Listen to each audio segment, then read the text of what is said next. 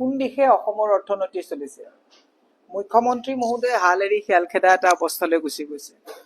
আপুনি কেগত যদি চাই, কেগে বিত্তীয় অসমৰ অৱস্থাক ক্ষুৰধাৰ সমালোচনা কৰিছে। 23-24 বিত্তীয় বৰ্ষ তেওঁলোকে প্ৰায় 1,39,000 কোটি টকাহে খৰচ কৰিব পাৰিলে, বাকী খৰচ কৰিব নোৱাৰিলে। আমাৰ লগত আমাৰ মিডিয়া বিভাগৰ অধ্যক্ষ ডাঙৰীয়াও আছে, তেখেতেও গোটেই কথাখিনি ক'ব। কিন্তু আজিৰ দিনত মই মুখ্যমন্ত্ৰীক টানি অনুৰোধ জনাইছো যে ৰং ৰহইচ কৰা বন্ধ কৰক। এইবিলাক যে জনসংযোগ বিভাগৰ পৰা যে কোটি কোটি টকাৰ খৰচ কৰি যে হৰ্ডিং লগাইছে, কেগে কৈছে যে অসমৰ বৰ্তমান আৰু কোনো ধৰণৰ ঋণ বহন কৰিব পৰা ক্ষমতা নাই। আৰু অসমৰ ৰাইজে, মই মহিলা সমাজকো কৈছো, চৰকাৰে যেনেকে খুব আঁচনি দিয়াৰ নামত আস্ফালন কৰিছে, চৰকাৰে যেনেকে বহুত মানুহক মহিলা উদ্যমিতা দিয়াৰ কথাত খুব আপোনালোকক উৎসাহিত কৰিছে, উৎসাহিত নহব।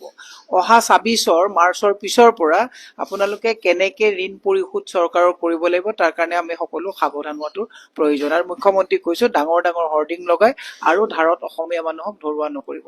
এতিয়া আমাৰ লগত মিডিয়াৰ অধ্যক্ষ বেদব্ৰত বৰা ডাঙৰীয়া আছে, তেখেতে ক'ব যে কিমানখিনি ইউটিলাইজেশ্যন নহলে। আমি কথাবিলাক ক'লে ৰাইজে বেয়া পায়, মই আপোনাকে ক'ব দিছো যে ইউটিলাইজেশ্যনটো কেনেকে। হয়, ধন্যবাদ। আপুনি খুব গুৰুত্বপূৰ্ণ বিষয় এটা উপস্থাপন কৰিছে। আমাৰ অসমৰ কথাটো হ'ল যে অসমৰ আমাৰ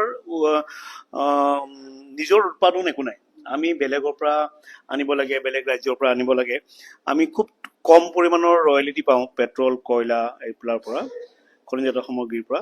চাহপাতৰ অৱস্থা খুব বেয়া। এবাৰ চাহপাতৰ মাৰ্কেট খুব বেয়া গোটেই ভাৰততে। আৰু তেনে অৱস্থাত যি বাজেটত পুঁজি নিৰ্ধাৰণ কৰা হৈছিলে, সেই পুঁজিৰ 18,699 কোটি টকাৰ 50টা বিভাগে ইউটিলাইজেশ্যন চাৰ্টিফিকেট দিব পৰা নাই। অৰ্থাৎ ইউটিলাইজেশ্যন চাৰ্টিফিকেট নিদিয়া মানে আৰু পুঁজি নাপায়। কেন্দ্ৰীয় চৰকাৰৰ বিভিন্ন বিভাগবিলাকে পুঁজি দিয়াটো বন্ধ কৰি দিব। যে 18,669 কোটি টকাৰ ইউটিলাইজেশ্যন চাৰ্টিফিকেট, যাক ব্যৱহাৰিক প্ৰমাণ পত্ৰ বুলি কয়, যে ক'ত খৰচ কৰিলে পইচাটো। অৰ্থাৎ এই গোটেইটো এটা দুৰ্নীতি হৈছে। এই 18,669 কোটি টকাৰ হিচাপ দিয়া নাই, পইচাটো খেলি মেলি কৰিছে, তেওঁলোকে হিচাপ দিব পৰা নাই। এই 37টা বিভাগে 748 কোটি টকা, ইয়াৰ ভিতৰত ঋণ পৰিশোধৰ নামত 2,172 কোটি টকা ব্যয় কৰিছে। ঋণ পৰিশোধৰ নামত, ঋণৰ সুদ পৰিশোধৰ নামত 2,172 কোটি টকা ব্যয় কৰিছে। বাইদেউ, এই কথাটো আমি কোৱা কথা নহয়। এইটো আপুনি আগতে যে ক'লে কেগৰ ৰিপৰ্টৰ পৃষ্ঠাই এইবিলাক কথা লিখা আছে। এতিয়া শিক্ষা স্বাস্থ্য বিভাগত ব্যয়ৰ যিটো অনুপাত আগতকৈ কম হৈছে। আমাৰ বুনিয়াদী কথাটো শিক্ষা আৰু স্বাস্থ্য নহয় জানো? মানুহৰ যদি স্বাস্থ্য ঠিকে, শিতানত যদি পইচা খৰচ কৰা কমাই দিয়ে, শিক্ষাত যদি উচ্চ শিক্ষাটো অৱস্থা নোহোৱা কৰিছে। গতিকে এইখন চৰকাৰত আপুনি কোৱাৰ দৰে যে আমি চৰকাৰখনৰ আচল কামবিলাক বাহিৰে ৰংচঙীয়া ভিতৰে কোৱা বাতৰি টাইপ হৈছে। আমি অসমীয়াত আৰু এষাৰ কথা আছে যে বাহিৰত বৰ চুৰিয়াৰ ফেৰ আৰু ভিতৰত ঢকুৱাৰ বেৰ। এই অৱস্থাটো হৈছে হিমন্ত বিশ্ব শৰ্মা ডাঙৰীয়া। গতিকে ৰাইজে এটা কথা তেওঁলোকক প্ৰশ্ন কৰা উচিত, এই যে প্ৰতি মাহত হাজাৰ হাজাৰ কোটি টকা আপোনালোকে ঋণ লৈছে, এতিয়া যে 56,000 কোটি টকাৰ ঋণ 7 বছৰত ঘূৰাই দিব লাগিব, এইটো কেনেকে ঘূৰাই দিব? 56,000 কোটি টকা কেগত কৈছে দেই, আমি কোৱা কথা নহয় এইবোৰ। 7 বছৰৰ ভিতৰত 56,000 কোটি টকা উইথ ইণ্টাৰেষ্ট পইচা ঘূৰাই দিব লাগিব। কেনেকে দিব এই পইচা ঘূৰাই পেলাই? আমাৰ কোনো ৰাজ্যিক উৎস নাইকিয়া। আমাৰ যিবিলাক ইতিমধ্যে নিজৰ বন চন যিবিলাক আছিলে, ৰাজ্যিক সা সম্পত্তি সেইবিলাক চব বন্ধকত দিছে।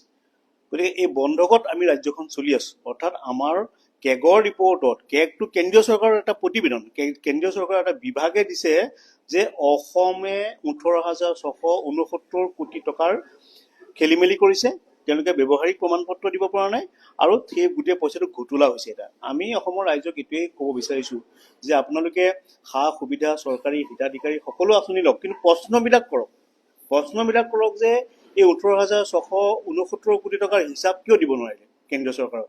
তাৰমানে এই পইচাৰ খেলি মেলি হৈছে। এই 56,000 কোটি টকা যে দিব লাগিব 7 বছৰ, এইবিলাক ক'ত ল'লে? ঋণ লৈ পেলাই আপোনালোকে ক'ত ব্যয় কৰিলে? তাৰ প্ৰশ্নটো অন্ততঃ কৰক।